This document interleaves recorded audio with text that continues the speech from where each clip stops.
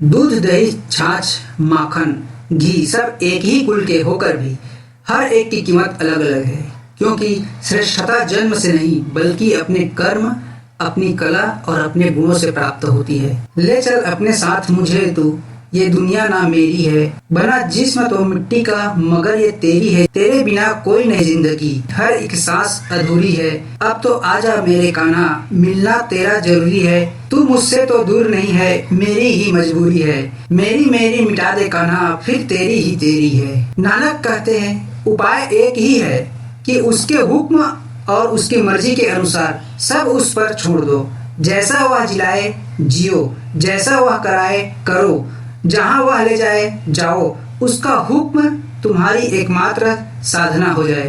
तुम अपनी मर्जी हटाओ, उसकी मर्जी को आने दो, तुम स्वीकार कर तो जीवन जैसा हो, परमात्मा ने दिया है वही जाने, तुम इनकार मत करो, दुख आए तो दुख को भी स्वीकार कर लो कि उसकी मर्जी है, और अहोभाव रखो, धन्यवाद रखो कि अगर उसने दुख दिया है तो जरूर कोई राज होगा, कोई अर्थ होगा, कोई रहस्य होगा।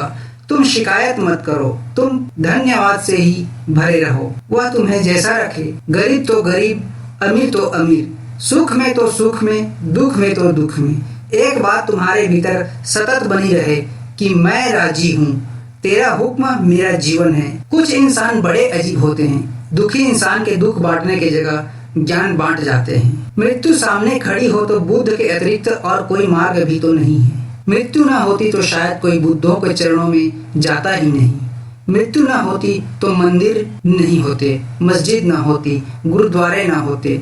मृत्यु ना होती तो धर्म ना होता। मृत्यु है तो धर्म का विचार उठता है। मृत्यु जगाती है, चेताती है। मृत्यु अलार्म का काम करती है, नहीं तो तुम्हारी इच्छा बनी रहती है। तुम में भी उतना ही बुद्धत्व सोया हुआ है जितना बुद्धत्व बुद्ध में जगा हुआ था। ध्यान रखो, अगर तुम बुद्ध पुरुषों की वाणी भी सुनते रहो तो भी धीरे धीरे तुम पाओगे तुम्हारे आसपास जो झूठ का एक जाल था वह खिसकना शुरू हो गया। सत्य की एक किरण भी गहन से गहन अंधेरे को तोड़ने में समर्थ है। छोटी सी किरण जन्मों का अंधेरा भी टूट जाता है। एक ही सुख है और वह सुख है स्वयं में रमण। एक ही सुख है, वह सुख दूसरे में रमण का नहीं है। काम वासना का सार है दूसरे में सुख की आशा, ज्ञान का सार है स्वयं में सुख की खोज। बस ये दो यही यात्राएं हैं, या तो दूसरे को खोजो या अपने को। जिसने अपने को पा लिया उसने सब पा लिया। सारी दुनिया का तो मुझे नहीं पता, लेकिन मेरी सुबह की सबसे पहली ख्वाहिश यह है कि मेरे दोस्त हमेशा मुस्कुराते रहें। मैं चाहूंगा कि मेरे सन्यासी जीवन को उसके समग्रता में जिए, लेकिन एक स्पष्ट शर्त के साथ, एक संपूर्ण शर्त के साथ, और वह शर्त है संगीत, ध्यान।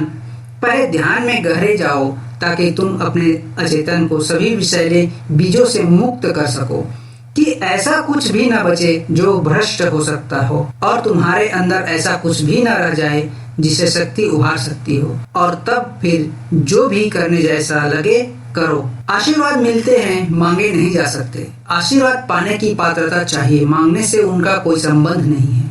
तुम जब तैयार होते हो तब आशीष बरस जाती है, छीनी झपटी नहीं जा सकती। धोखे से कमाए हुए पैसे को पुण्य के काम में लगाओगे तो पुण्य उसे ही मिलेगा जिसे तुमने धोखा दिया है। दिल में बुराई रखने से बेहतर है कि नाराजगी जाहिर कर दो।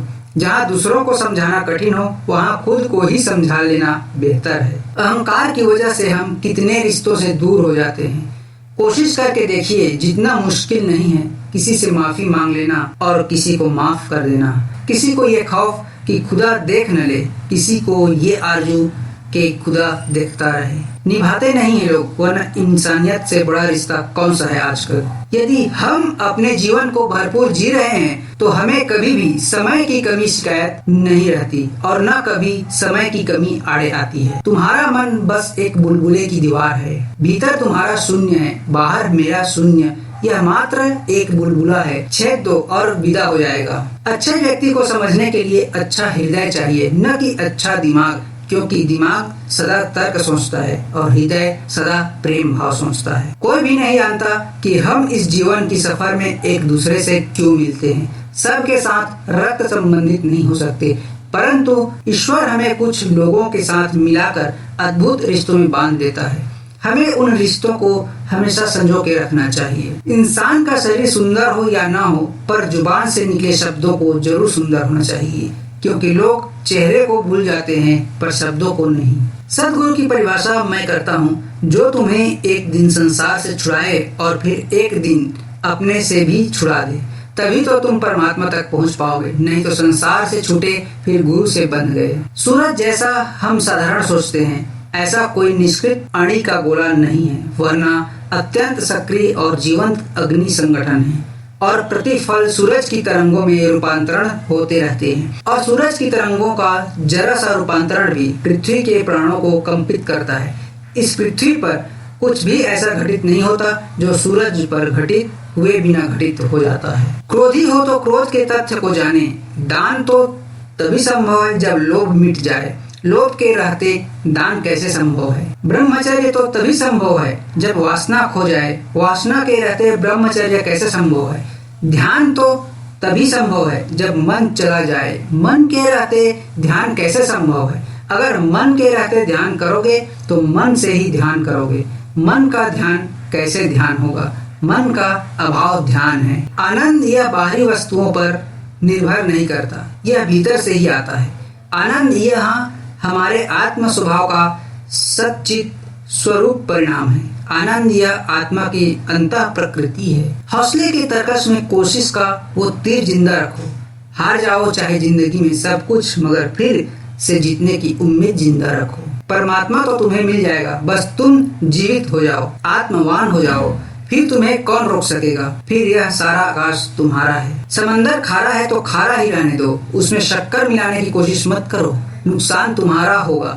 मतलब जो तुम्हें समझना नहीं चाहते उन्हें समझाने की कोशिश भी मत करो। जीवन में सर्व स्वीकार ही आस्तिकता है, धार्मिकता है। शब्द से खुशी, शब्द से गम, शब्द से पीड़ा, शब्द ही मरहम। जोरी नहीं कि हर खत मंजिल तक पहुंच जाए। कुछ खतों पर तो होते हैं लेकिन नसीब में मंजिल नहीं हो। कोई व्यक्ति कितना भी मजबूत क्यों ना हो, लेकिन उस पर उसके आसपास के वातावरण का प्रभाव जरूर पड़ता है। इसलिए हमें इस बात का ध्यान रखना चाहिए कि हमारे आसपास का वातावरण ऐसा हो जो हमारी सोच को सकारात्मक और हमें ऊर्जावान बनाए रखे। जो चाहा वो मिल गया, ये सफलता है। जो मिला उसे चाहा, ये प्रसन्नता है। दूसरे को प्रेम करो, श्रद्धा करो, सम्मान करो, लेकिन होना तो सदा अपने ही जैसे चाहो, क्योंकि अन्यथा कोई गति नहीं है। तुम जैसा न कभी हुआ है न कभी कोई होगा। तुम बेजोड़ हो, और जब तक तुम अपने भीतर छिपे बीज कोई वृक्ष न बना लोगे, तब तक कोई संतृप्ति नहीं होगी। तुम्हारी नियति पूरी होनी चाहिए। तुम मेरे जैसे होने को पैदा नहीं हुए हो, तुम किसी दूसरे जैसे होने को पैदा नहीं हुए हो। तुम तो बस तुम ही होने को पैदा हुए हो। बहुत से आकर्षण आएंगे जीवन में, लेकिन उन आकर्षण को समझना सीखना। केवल उन जैसे होने की कोशिश मत करना। उन सब आकर्षणों को, श्रद्धाओं को, प्रेमों को आत्मसात कर लेना, लेकिन बनना तो तुम जैसे ही। तुम जो भी बनो, मैं प्रसन्न हूँ। बस स्वयं के साथ सच्चे और ईमानदार रहो। दुखा के दिलों को लोग पत्थरों में खुदा ढूंढते हैं। इस जगत ने आज तक आनंदित व्यक्तियों को सम्मान नहीं दिया है, यह सिर्फ दुखी व्यक्तियों को सम्मान देता है। कृष्ण मनुष्य की समझ से बाहर है। भविष्य में ही यह संभव हो पाएगा कि कृष्ण को हम समझ पाएं। इसके कुछ कारण हैं। सबसे बड़ा कारण तो यह है कि कृष्ण अकेले ऐसे व्यक्ति हैं जो धर्म की ऊंचाइयों पर होकर भी गंभीर नहीं है, उदास नहीं है, रोते हुए नहीं है। साधारणतः संत का लक्षण ही रोता हुआ होना है, जिंदगी से उदास, हारा हुआ, भागा हुआ। कृष्ण अकेला ही नाचते हुए व्यक्ति है, हंसते हुए, गीत गाते हुए। मैं कहता हूँ कि भविष्य के संदर्भ में कृष्ण का बहुत मूल्य है, और हमारा वर्तमान रोज उस भविष्य के करीब पहुंचता है जहां कृष्ण की प्रतिमा निखरती जाएगी, और एक हंसता हुआ धर्म, एक नाचता हुआ धर्म जल्दी निर्मित होगा।